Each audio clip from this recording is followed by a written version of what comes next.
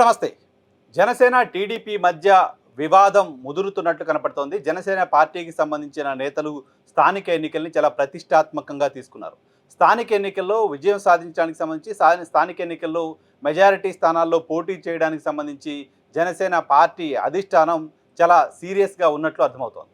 Janasena party అధినేత పవన్ కళ్యాణ్ ఇటీవల ప్రభుత్వంలో అసంతృప్తిగా ఉన్నారు తరహా ఇంప్రెషన్స్కి కారణమవుతున్నారు.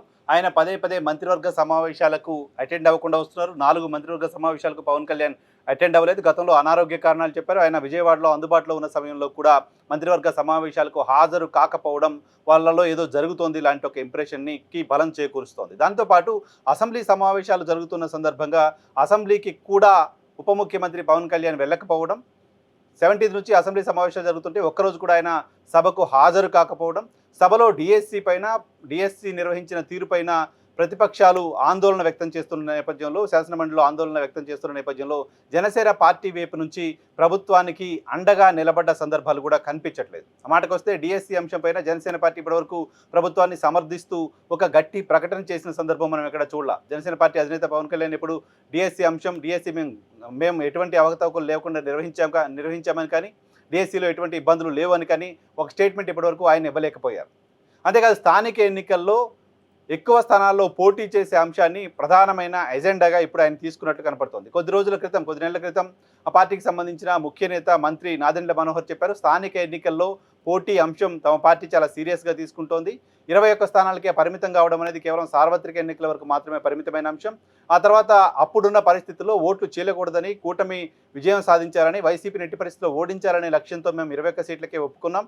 అంత మాత్రాన మా బలం అంతే ఉందని కాదు, స్థానిక ఎన్నికల్లో మాకు బలం ఉన్న చోట ఖచ్చితంగా పోటీ చేసి తీరుతాం, 21 సీట్లే మా బలమని అనుకుంటే అది సరైనది కాదు అంటూ ఆయన మాట్లాడడం చూసాం. అదే తరహా వ్యాఖ్యల్ని ఆ పార్టీకి సంబంధించిన నేతలు అనేక మంది చేస్తూ వచ్చారు.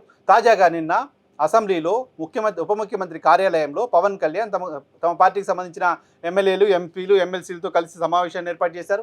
ఈ సమావేశం ఏర్పాటు చేసిన సందర్భంగా ఆయన ప్రధానంగా స్థానిక ఎన్నికలకు సంబంధించిన అంశంపైన మాట్లాడారు. స్థానిక ఎన్నికలకు సంబంధించిన అంశంలో చాలా సీరియస్గా ఉండాల్సిన అవసరం ఉందని చెప్తున్నారు. స్థానిక ఎన్నికల్లో ఏ రకంగా ముందుకెళ్లాలనే దానిపైన ఒక కమిటీని ఏర్పాటు చేస్తామంటూ కూడా పవన్ కళ్యాణ్ చెప్పినట్లుగా వార్తలు వచ్చాయి.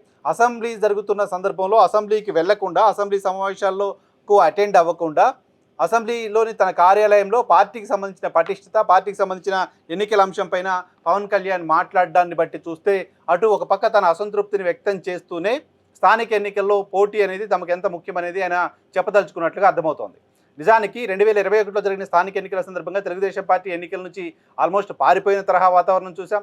ఆ తర్వాత వాటిని బహిష్కరించామని చెప్పడం చూసాం. కానీ జనసేన పార్టీకి అప్పుడు ఏమాత్రం బలం లేకపోయినా జనసేన పార్టీ అప్పుడు ఎన్నికల్లో పోటీ చేయడం, చాలా చోట్ల నామినేషన్లు వేసి ఆ పార్టీకి సంబంధించిన అభ్యర్థులు విజయం సాధించడం చూసాం. ఆ తర్వాతే జనసేన పార్టీకి సంబంధించిన స్ట్రెంత్ పైన కూడా తెలుగుదేశం పార్టీకి ఒక నమ్మకం కుదిరింది.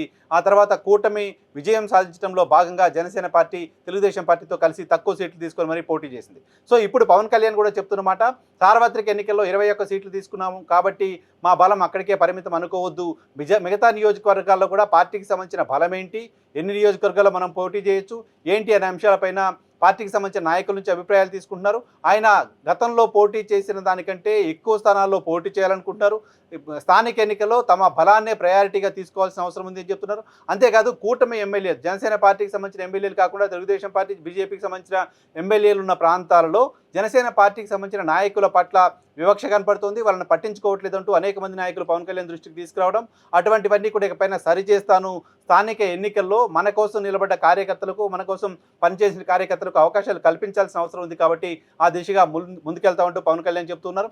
ఒకటి, కేబినెట్ సమావేశాలకు డుమ్మా కొట్టడం, అసెంబ్లీకి డుమ్మా కొట్టడం, డిఎస్సి అంశంపైన ప్రభుత్వానికి అండగా ఉండకపోవడం, స్థానిక ఎన్నికల్లో మేము ఖచ్చితంగా మెజారిటీ స్థానాల్లో పోటీ చేస్తామంటూ ప్రభుత్వంపైన ఒత్తిడి తీసుకురావడం, ఇవన్నీ కూడా చూస్తుంటే స్థానిక ఎన్నికలకు సంబంధించిన అంశాన్ని పవన్ కళ్యాణ్ చాలా సీరియస్గా తీసుకున్నట్టు కనపడుతోంది. స్థానిక ఎన్నికల్లో 35% సీట్లు మాకు కావాలి, 15% సీట్లు భారతీయ జనతా పార్టీ పోటీ చేస్తుంది అంటూ ఇప్పటికే బీజేపీ, జనసేన, తెలుగుదేశం పార్టీకి ఒక ప్రపోజల్ పంపించాయని, ఆ ప్రపోజల్కు తెలుగుదేశం పార్టీ అంగీకరించలేదని, తెలుగుదేశం పార్టీ 2 పార్టీలకు కలిపి కేవలం 15% సీట్లు మాత్రమే ఇస్తాం, 10% జనసేన పార్టీకి, 5% భారతీయ జనతా పార్టీకి అని చెప్పినట్లుగా సమాచారం ఉంది. కానీ జనసేన పార్టీ అడుగుతోంది టీడీపీ 10% ఇస్తా అంటుంటే జనసేన 35% సీట్లు అడుగుతోంది.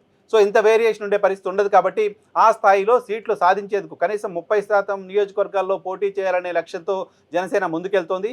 ఆ దిశగా ఆ స్థానాలు సాధించడం కోసం పవన్ కళ్యాణ్ ఉడుం పట్టు పట్టినట్లుగా అర్థం చేసుకోవాలి.